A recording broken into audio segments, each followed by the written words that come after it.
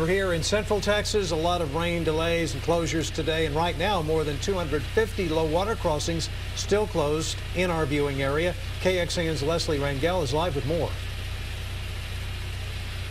That's right, Robert. And while the city of Austin was impacted like many communities along the east, there are still a lot of high water crossings, as you mentioned. In fact, a water rescue wrapping up just moments ago after a man in his 20s decided to drive around a barrier just like that. We'll take you to some video from earlier. We know that Starflight helicopter was here, and first responders tell us a 20-year-old man was in the water in his car for about 30 minutes after he drove around the barriers.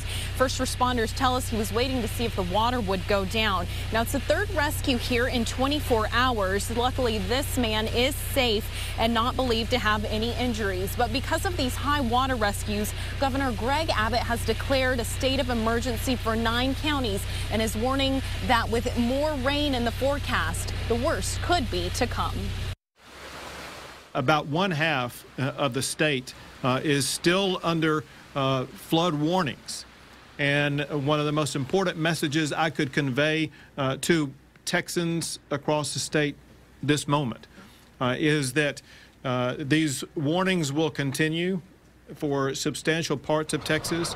Warnings communities just to the east are watching closely as forecasts show the next 24 hours could bring more rain. The worst of the rainfall is behind us, with the caveat that there will be ongoing rainfall.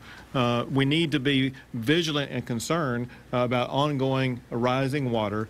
Counties including Bastrop, Waller, Colorado, and Harris under a state disaster declaration. Water rescues, there have been well over 1,000 water rescues, which is the most I've ever seen in the state of Texas. It's remarkable. State officials comparing the amount of rainfall to Tropical Storm Allison back in 2001 that caused more than $5 billion in damage. The rainfall here is about half of what came down during Allison. It's very, very important for everybody in whatever community they live in. If you may encounter potential flooding, or if you receive any type of warning whatsoever from local law enforcement officials, heed those warnings.